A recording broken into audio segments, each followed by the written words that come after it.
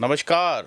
खास मुद्दे में आपका स्वागत। नमस्कार। खास मुद्दे में हम बात करेंगे प्रोफेसर संपत सिंह की। प्रोफेसर संपत सिंह 25 सितंबर को रोहतक में आईएनएलडी की प्रदेश स्तरीय रैली के मंच पर दिखाई दिए। कयास लगने शुरू हो गए, क्या कांग्रेस छोड़ दी गई है या वापिस आ गए हैं। अब बात करते हैं, क्या अभी उन्होंने इनेलो ज्वाइन की या नहीं की। तो आज हम खास मुद्दे में इसी टॉपिक पे बात करेंगे। प्रोफेसर संपत सिंह से भी हमने बात की है। उन्होंने स्पष्ट कर दिया है कि वो ताऊ देवीलाल को श्रद्धांजलि देने के लिए पहुंचे थे। और प्रोफेसर साहब जो पहली बार विधानसभा में चुने गए थे भट्टू कला असेंबली कॉन्स्टिट्यूंसी में, जो कि फतेहाबाद डिस्ट्रिक्ट में आती है, और 1982 में उसके बाद लगातार फिर वो कई बार चुने गए। लास्ट मतलब जो वो चुने गए थे वो 2009 में थे, और पहले इंडियन जनता दल से चुनाव लड़ते थे, फिर आईएनएलडी बनी। तो 25 सितंबर को रोहतक की प्रदेश स्तरीय रैली में आने का उनका पर्पस सिर्फ ताऊ देवीलाल को नमन करना था। और इस बारे में ओपी जी, हमारी प्रोफेसर संपत सिंह जो कभी ताऊ देवीलाल के पॉलिटिकल सेक्रेटरी होते थे, ऐसा कहते थे ताऊ देवीलाल के प्रोफेसर संपत सिंह जो है हमारी पार्टी का ना सबसे पढ़ा लिखा नेता है। हाँ, एक तरह से ब्रेन थे, पढ़े लिखे, क्योंकि लोक दल में ना ज़्यादातर गांव के लोग, ज़्यादातर किसान तो पढ़े लिखा कहते थे। प्रोफेसर संपत सिंह ही जानते भी किस तरीके से बात रखनी है, पढ़ाई लिखाई का काम, कागजी का काम प्रोफेसर साहब करते थे।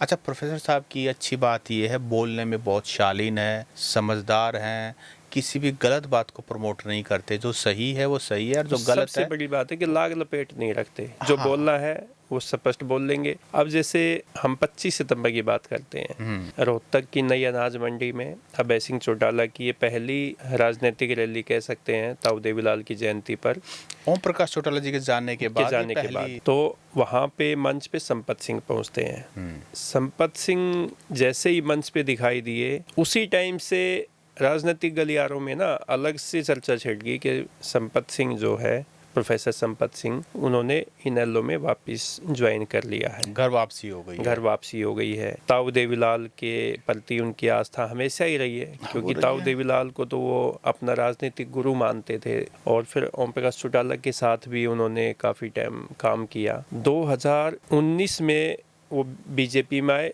और उससे पहले 14 में से पहले की बात है, वो कांग्रेस पार्टी में थे मे बी। जी हाँ, देखो प्रोफेसर साहब ना, देखो प्रोफेसर क्यों कहते हैं, क्योंकि वो दयानंद कॉलेज हिसार में 5-7 साल उन्होंने प्रोफेसरी करी है, पढ़ाया है। उसके बाद फिर वो इंडियन नेशनल मतलब जनता दल में आगे चौधरी देवीलाल के साथ, और फिर भट्टू कला में इनका जन्म हुआ जो फतेहाबाद है, और वही असेंबली कॉन्स्टिट्यूंसी उस समय होती थी, उससे चुने गए थे। और जनता दल में चौधरी साहब के साथ ना काफ़ी लंबा उनका वो रहा। फिर ओम प्रकाश चौटाला जी आ गए, तो 2009 में इन्होंने इंडियन नेशनल लोक दल जो है वो छोड़ करके कांग्रेस पार्टी में आए, और फिर उन्होंने चुनाव भी लड़ा 2014 में। हाँ, 2009 में चुनाव भी लड़ा। फिर उसके बाद जो है वो लगातार फिर भविष्य में बीजेपी में भी गए थे, फिर दोबारा से कांग्रेस में आ गए, और कांग्रेस में जब आए तो हुड्डा साहब के ग्रुप में ही आए थे। और अभी तक भी ये जो लोकसभा का चुनाव वगैरह होने लगे ना, तब तक भी लोग उनको हुड्डा साहब के खास सपोर्टर या हुड्डा साहब के नज़दीकी मानते थे, लेकिन खास मानते थे। लेकिन अब चूंकि प्रोफेसर साहब के टिकट भी मांग रहे थे, प्रोफेसर साहब हुड्डा साहब से कांग्रेस की टिकट भी मांग रहे थे। कांग्रेस क्या था, उनके नाम 2 बार चले। एक तो जब आदमपुर का उपचुनाव हुआ तो प्रोफेसर संपत सिंह का नाम चला, और फिर उसके बाद जब 2024 के विधानसभा चुनाव हुए तो फिर उन्होंने नलवा से टिकट की मांग की सेगमेंट से। और उन्होंने यहाँ तक भी कह दिया था कि अगर भाई मेरे को टिकट नहीं देते तो बेटे को दे दो, क्योंकि उनकी इतनी बड़ी एक राजनीतिक अनुभव है, और उस इलाके के लोगों के लिए उन्होंने काफ़ी कुछ किया भी है। मिनिस्टर रहे, गृह मंत्रालय संभाला उन्होंने, 5 बार विधायक चुने गए, सभ्य शालीन। देखिए अशोक अरोड़ा भी मृदुभाषी हैं, मतलब अब तो वो बड़े फाइटर हैं वैसे तो, और प्रोफेसर संपत सिंह का तो चलो मुकाबला ही नहीं, वो तो एक अलग लेवल है उनका तो। लेकिन 25 सितंबर की देखिए अभय सिंह चौटाला की जो स्टेज था, क्योंकि स्टेज ही मैसेज देता है। डिप्टी चीफ मिनिस्टर पंजाब के सुखबीर सिंह बादल, बड़ा नाम, और वो हर बार ताऊ देवलाल की रैली पर वो मतलब सम्मान समारोह में आते पारिवारिक ही हैं। संबंध है, मतलब लेकिन बहुत क्लोज। कभी इस रैली पर तीसरे मोर्चे के सभी बड़े बड़े नेता, बड़े बड़े चेहरे, नीतीश, लालू प्रसाद यादव, त्यागी और शरद पवार भी, मुझे लगता है कि वो भी, तो जितने भी ये तीसरे मोर्चे वाले शरद कुमार, हाँ जितने भी ये थे, ये सभी जो हैं आते रहते थे। लेकिन चंद्रबाबू नायडू भी आए हैं, ओम प्रकाश चौटाला जी जब तक रहे तब तक। अब अभय सिंह चौटाला का जो मंच था ना, उसमें मुझे लगता है कि जैसे जगदीप धनखड़ को तो लोग ये मान के चल रहे थे कि उनकी पहली पब्लिक अपीयरेंस 25 सितंबर की रैली में होगी। अभय सिंह चौटाला जो है उनको निमंत्रण भी देने गए थे, और ख़ास बात तो ये है जब उपराष्ट्रपति के पद से जब उन्होंने त्याग पत्र दिया तो अभय सिंह चौटाला के ही फार्म हाउस पे वो अभी रह रहे हैं। हाँ, कुछ समय के लिए, जब तक उनका वो जो सरकारी आवास जो एक वाइस प्रेसिडेंट को मिलता है सीट से उतरने के बाद, वो जब तक तैयारी व्यारी हो रही है। तो प्रोफेसर साहब का आना, एक बात तो सब ने मान लिया था। तो जब प्रोफेसर साहब से हमारी बातचीत हुई फ़ोन पर, तो प्रोफेसर साहब ने क्लियर किया कि I am in Congress party, मैं कांग्रेस पार्टी में हूँ अभी तक हूँ। और प्रोफेसर साहब का कहना था कि भाई देखो, अभी तक मैं कांग्रेस में हूँ, इंडियन नेशनल लोकदल में मैं नहीं गया हूँ, और सिर्फ ताऊ देवीलाल जो मेरे मेंटोर रहे हैं, जिनसे मैं प्रेरणा लेकर के राजनीति में बहुत कुछ सीखा हूँ, आगे बढ़ा हूँ, उनको नमन करने के लिए उस मंच पर मैं गया था। और मुझे बहुत मान सम्मान मिला, अभय सिंह चौटाला की तरफ से मान सम्मान मिला। और उन्होंने कहा कि अभय सिंह चौटाला भी अब एक मैच्योर्ड पॉलिटिशियन हो गए हैं, और अब वो, क्योंकि अभय सिंह चौटाला जिस समय की लोग इमेज याद करते हैं, उस समय उन पर कोई जिम्मेदारी नहीं, उस समय बाकी परिवार राजनीति करता था और अभय सिंह चौटाला अपना मौज मस्ती टाइप में ही, एक जो होते हैं अपने एक मतलब युवराज की तरह, एक वो पॉलिटिकल जो नेता होते हैं उनके जो बच्चे जो जैसे होते हैं, उस तरह का अपना खुला दिमाग, खुला खाना, खुला, खैर जो भी है। तो प्रोफेसर साहब ने कहा कि अभय सिंह चौटाला अब जिम्मेदारी संभाले हुए हैं, और ताऊ देवलाल के, और मैं कांग्रेस में हूँ, और अभी तो काफ़ी कुछ कांग्रेस पार्टी में होना है। अगर कोई बड़ी जिम्मेदारी मिलती है तो बहुत अच्छी बात है, नहीं मिलती है तो मजबूरी में आकर के फिर तो कोई ना कोई स्टेप लेना पड़ सकता है, लेकिन मैं कांग्रेस में हूँ, ये प्रोफेसर साहब ने क्लियर कर दिया है। लेकिन सत सिंह जी, बेशक वो कांग्रेस पार्टी में है, और आपने स्टार्टिंग में भी जिक्र किया कि भूपेंद्र सिंह हुड्डा ग्रुप को ही उन्होंने ज्वाइन किया था जब कांग्रेस पार्टी ज्वाइन की, और उनके बिल्कुल खासम खास रहे हैं प्रोफेसर साहब। लेकिन यहाँ मंच पे उनका आप स्पीच सुनोगे, भाषण जितना भी उन्होंने दिया, उनमें एक टीस जो है वो दिखाई दे रही थी और सुनने को दे रही थी, क्योंकि भूपेंद्र सिंह हुड्डा पे ही उन्होंने इनडायरेक्टली कटाक्ष किए, हमला किया, और ये भी कहा कि यहाँ भाई जो है किसी का वो नहीं होता, गढ़ नहीं होता, समय बलवान होता है, आना जाना लगा रहता है। मतलब सीधे सीधे उनका जो निशाना था ना, वो भूपेंद्र सिंह हुड्डा ही थे। देखिए, भाषा तो प्रोफेसर संपत सिंह वही बोल रहे हैं जो अभय सिंह चौटाला बोल रहे हैं, बिल्कुल सेम भाषा बोल रहे हैं। शब्दों का चुनाव बेहतर हो सकता है और लेकिन इनडायरेक्ट हो सकता है, लेकिन वही एग्जैक्ट मैसेज डिलीवर कर रहे हैं जो अभय सिंह चौटाला की आज के दिन जुबान है।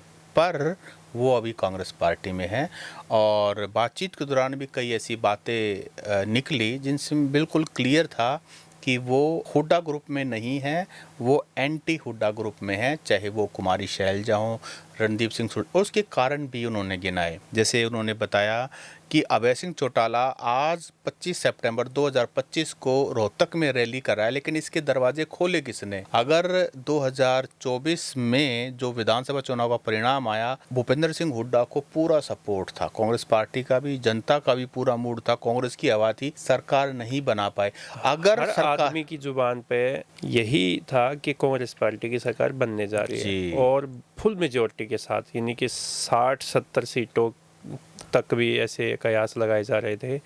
तो हर कोई ये मानता था। आप ये देखिए ना, जब 8 अक्टूबर को परिणाम आए तो 7 अक्टूबर को भूपेंद्र सिंह हुड्डा जी के मकान पे रोहतक में CID चीफ, सभी सभी बड़े बड़े आईएएस ऑफिसर। कौन नहीं आए, सवाल ये है। हाँ, कौन नहीं नहीं थे, आया, इस कौन पे नहीं चर्चा आए होनी बुक के चाहिए। लेके। हम किसी एक का नाम नहीं लेते, कौन नहीं आया बुक के लेकर, मतलब इस बात को ढूंढा जाना चाहिए। तो ये बताइए कि भाई जो 7 अक्टूबर तक हर कोई ये मान चुका था कि 8 तारीख को रिजल्ट आएगा और भूपेंद्र सिंह हुड्डा जो है 1-2 दिन में मुख्यमंत्री की शपथ ले लेंगे। डेट भी आ चुकी थी, उन्होंने अपने इंटरनल डेट भी, और जो सपोर्टर थे वो रेस्ट हाउस में पहुंच के कब्जा भी कर चुके थे। किन किन को मंत्री पद की शपथ दिलानी थी वो भी नाम तय हो चुके। हाँ, वो सब कुछ, और खैर वो भी था। तो प्रोफेसर साहब ने ये कहा कि अगर कांग्रेसी सरकार बन जाती तो क्या अभय सिंह चौटाला रोहतक में 25 सितंबर की रैली ताऊ देवीलाल को का सम्मान समारोह क्या करते? क्या वो ऑब्वियसली इतनी हिम्मत करते? नहीं, ऑब्वियसली हिम्मत की बात क्या है ये। पब्लिक का वोट, देखो हिम्मत चौटाला की आप बात मत कीजिए, चौटाला की हिम्मत है, वो कहीं से भी चुनाव लड़ सचिन जी, आप लेंगे। ये बताइए अगर रोहतक में भूपेंद्र सिंह हुड्डा 24 में अगर सरकार बना लेते तो क्या किसी भी पॉलिटिकल पार्टी की 1 साल के अंदर अंदर रैली नहीं। करने की हिम्मत होती? नहीं होती। मैं ये कहना चाहता मैं बिल्कुल मूड, देखो कोई भी पॉलिटिशियन है वो मूड देख के काम करता है। अब यहाँ रोहतक में वो जाटों का खास करके मूड देख रहे हैं कि भाई बीजेपी की तरफ तो ये अभी गए नहीं है, जाना भी नहीं इनको, उसीलिए 3 बार उन्होंने एंटी बीजेपी वोट किया है। हालांकि 2014 में बीजेपी को खूब वोट दिया, 2019 में भी दिया और 2024 में भी जाटों ने वोट दिया है, लेकिन मेजोरिटी गांव वाले जाट ने नहीं दिया है। तो कहने का मतलब यही है कि हुड्डा साहब 3 बार विश्वास कर चुके हैं, किसी कारणवश वो पूरा नहीं करवा पाए, चाहे वो पार्टी की इनफाइटिंग है या पार्टी, मतलब हुड्डा साहब को ये लगा कि मुझे किसी रेबल को मनाने की ज़रूरत नहीं है, या सिटिंग गेटिंग फार्मूला बैकफायर कर गया। कारण बहुत सारे हैं, लेकिन लोगों को लगता है यार बिल्कुल थाड़ सजी सजाई जो है वो गड़बड़ हो गया मामला। और हम जो है हरियाणा की जनता जो है इस इनेलो की जो रैली हुई है उस पर इस बात के लिए कभी संशय में थी कि क्या संपत सिंह ने INLD ज्वाइन की या नहीं की, और इस रैली में कितने ऐसे नेताओं ने पार्टी ज्वाइन की जो कि इनेलो से अलग थे, चाहे वो कांग्रेस के थे या जननायक जनता पार्टी के थे या बीजेपी के थे या आम आदमी पार्टी के थे। लेकिन जब 25 को रैली हुई और जब रैली का समापन हुआ और उससे पहले की हम बात करें तो एक बड़ा चेहरा थे प्रोफेसर संपत सिंह जो मंच पे बैठे थे जी। इसके अलावा कोई बड़ा चेहरा दूसरी पार्टियों का हमने मंच पे दिखाई नहीं दिया। और अब प्रोफेसर संपत सिंह ने इस बात को स्पष्ट भी कर दिया है कि उन्होंने भी इनेलो ज्वाइन नहीं जी। तो सत्सिंह जी, यहाँ जो दर्शक जो हमसे आपसे जानना चाहते हैं वो यही है कि कल यानी कि 25 सितंबर को कितने बड़े नेताओं ने और कितने नेताओं ने इनेलो को ज्वाइन किया जो कि बड़े लंबे चौड़े दावे किए जा रहे थे। देखिए, मैं वही कह रहा हूँ ना, लोक दल की वोट, लोक दल का स्टाइल, जैसे बोलती हुई वोट होती है ना, जो बजती बहुत ज़्यादा है। तो अभय सिंह चौटाला ने भी, लोक दल के नेताओं ने भी हाइप क्रिएट की, ये होगा वो होगा। हुआ क्या, सब ने लाइव देख लिया, जो रैली में गए थे उन्होंने आंखों से देख लिया और बाकियों ने अखबार की सुर्खियां पढ़ ली। तो जो हुआ सबके सामने, कोई ऐसा चेहरा, कोई ऐसा बड़ा, देखो भीड़ जुटाने में तो कामयाब रहे हैं। जो एक चुनाव अभी नज़दीक नहीं है सत्सिंह जी, चुनाव 4 साल बाद होने हैं। रोहतक में रैली करना इस टाइम पे, क्योंकि कोई भी पॉलिटिकल पार्टी चुनाव से 1-2 साल पहले ही सक्रिय होती है, लेकिन अभय सिंह चौटाला ने ये हिम्मत दिखाई, रोहतक के लोगों का मूड देखा, प्रदेश के लोगों का मूड देखा और प्रदेश स्तरीय रैली रोहतक में की और ठीक ठाक भीड़ जुटाई है। हाँ। भीड़ जुटाने के मामले में हम इस रैली को सफल मानते हैं। इसके अलावा बहुत सारे लोगों ने डिजिटली भी उस रैली को देखा। तो दोनों पैमानों पर भीड़, लोगों का रिस्पॉन्स, लोगों की क्यूरियोसिटी कि क्या होने वाला है, बहुत सारे लोग इसलिए भी देख रहे थे कि क्या होगा, कौन बड़ा नेता आएगा। और बहुत सारे लोग जगदीप धनखड़ जो बीच में अपना टर्म छोड़ करके गए, वो क्या बोलेंगे, क्योंकि अभय सिंह चौटाला क्या बोलने वाले सबको पता था, कोई नया बंदा कुछ नहीं था।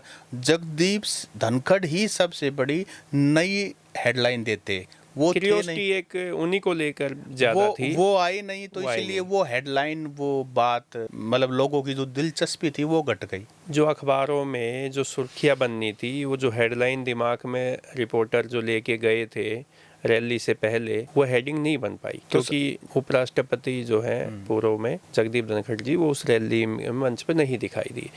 और उसके अलावा भी कोई बड़ा चेहरा मुझे नहीं दिखाई दिया। सुखबीर सिंह बादल तो उनके पारिवारिक सदस्य हैं, वो तो पहले भी उनके हर दुख में सुख में शामिल होते हैं, लेकिन इसके अलावा कोई बड़ा नेता जो है उन पार्टी के मंच पे नहीं था। तो साथियों, प्रोफेसर संपत सिंह के बारे में जो एक रूमर चल रहा था कि उन्होंने लोकदल ज्वाइन कर ली है, प्रोफेसर संपत सिंह ने खुद द हरियाणा टॉक्स को से बात करते हुए बताया कि वो कांग्रेस पार्टी में ही हैं, उन्होंने लोकदल को ज्वाइन नहीं किया है। हालांकि उन्होंने ये कहा अभी तक कांग्रेस पार्टी में है, आगे का उनका प्लान क्या है वो अभी उन्होंने पत्ते नहीं खोले हैं। नमस्कार। नमस्कार।